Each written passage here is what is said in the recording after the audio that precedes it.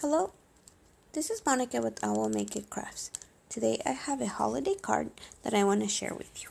And I made this card using a digital stamp by KindaCutebyPatricia. I have been using her images a lot lately, and I actually have quite a few of her images.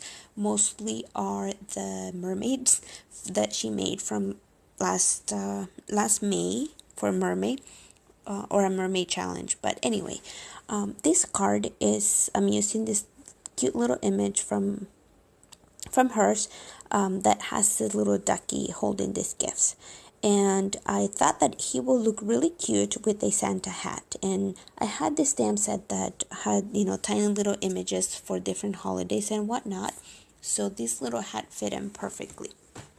Now, I am using my Spectrum Noir markers to color the image, and I am doing some very, very simple coloring. I am not an expert with any of these, but I am practicing, so I'm trying to get a little better as the time goes. And anyway, I will have all the information on my blog as far as the colors that I use, but you could also see them here on the screen if you are interested in checking out the colors that I used. Now, I was thinking about doing a holiday card series. I know a lot of people are doing either tags or holiday cards or holiday items or whatnot. I know Dina from Crafty Crafts by Dina is making a holiday project series. So she's doing a lot of really cool projects, and I do recommend that you go and check out her channel if you haven't. Her channel is Crafty Crafts by Dina, and she is a very, very talented lady that has tons of inspiration and things and projects to do. Now, I have been doing cards lately, but I do make other types of projects here and there. I recently made one for my home with the word home using a wreath, and I think it came out really, really cute. Most of the time I am only on social media wise, I am on Instagram, but I do hop on to Facebook every now and then. And I am also part of the Facebook group for Patricia, which is Kinda Cute by Patricia. She has a Facebook group, so if you want to go ahead and join it, she also has monthly challenges that you can go ahead and enter. If you use one of her images to create a card or whatnot, you could win other images that she gives you access to. But her images are very inexpensive. I know it's a little different when you use a digital image than when you use the actual stamp to stamp. I am finding it a little difficult sometimes when you print the images, if the ink doesn't quite dry or the paper. I don't know exactly what the problem is, but sometimes I do get the issue. But I am not getting any issues with this image. I printed it with my regular printer. I don't know if there's a specific printer you have to use when you are using digital stamps, but I am using my very regular printer, and for this one I did use the Spectrum Noir paper. It is a little bit thicker. I believe it is like 110 pound, but you can I'm sorry, I think it's an 80 pound, but you can still run it through your printer. Sometimes it gets a little stuck, so you have to put it in a couple times, but it worked out just fine. And yes, so since I've been making cards lately, I decided I was gonna try to give it a shot in making one of those holiday series making cards, and this would be my first one. I know that I get pretty busy sometimes, so I may not have time to do as many as I'd like to, but I will do my best. Well, anyways, I keep chit-chatting, but I am just going to leave you with a little bit of music. I'll come back in a second so we can put the card together, and that way I can give my voice and your ears a rest.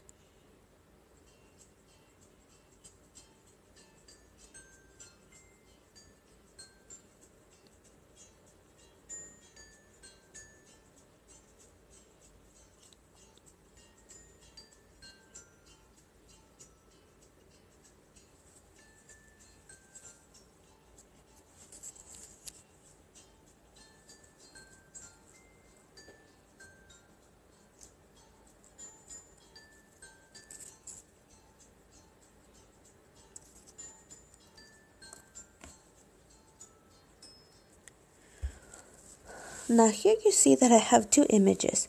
So I was a little nervous. I wanted to use this Molotov masking fluid. I've had this pen for, I don't know, quite some time, but I have not used it before. And I wanted to do some masking because I forgot that I needed to do some ink blending or do something to the image below, to the image first.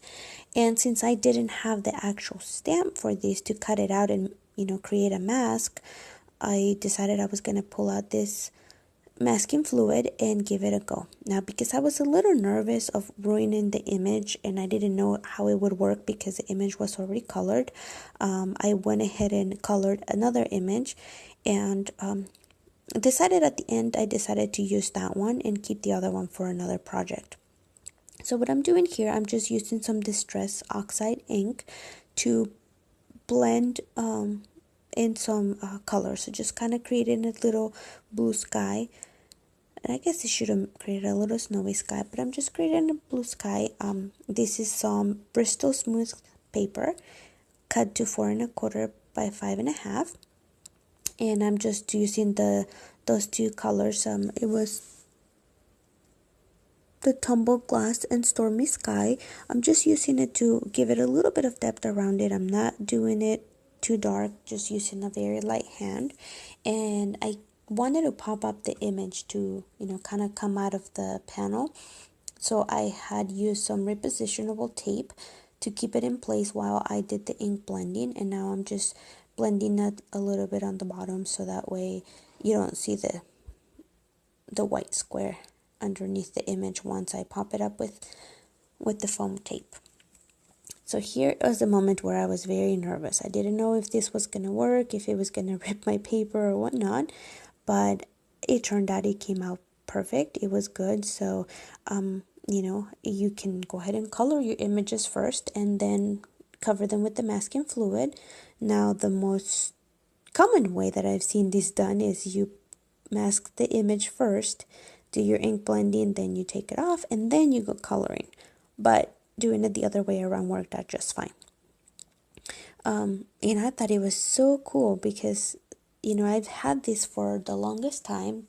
Thank God it hasn't dried up or it hasn't been ruined, but it worked out just fine for what I was going to be making. So I am just, touching up and making a little bit of the details, making sure that it fits back into my panel.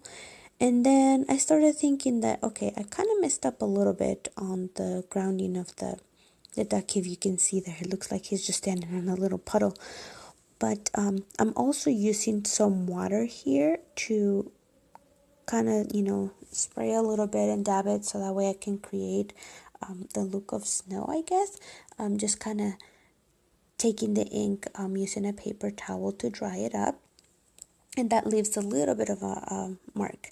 Now with this one, because I wanted to ground the ducky, I went ahead and cut a panel with, to make little snowy banks with just white cardstock, and I use my dotted borders from Avriel die, and I'm just cutting it to make sure that it fits. Using some foam tape, I mounted both the little ducky so that way it can come up, and then the snow as well.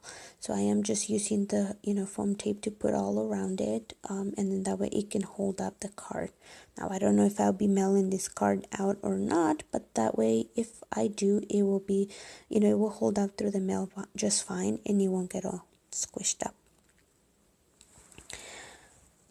Oh, now I know this is a lot of talking, and you're probably tired of my voice, but it was a lot of fun to put this card together, making sure that I had all the tape and everything there, and I like using a lot of images, so I am trying not to purchase any more images or anything. I have a lot of things that I could be using, and I could go ahead and look at what I have and see how I can use it and make new things. So here I'm just trimming that panel because it was a little bit bigger, but that was just fine because it worked out to me, to use my scissors to cut it out. Now I did pull out some of the Copic opaque white ink thing, I think, and this is another thing that I had in my stash for like the longest time, and I just had not used it.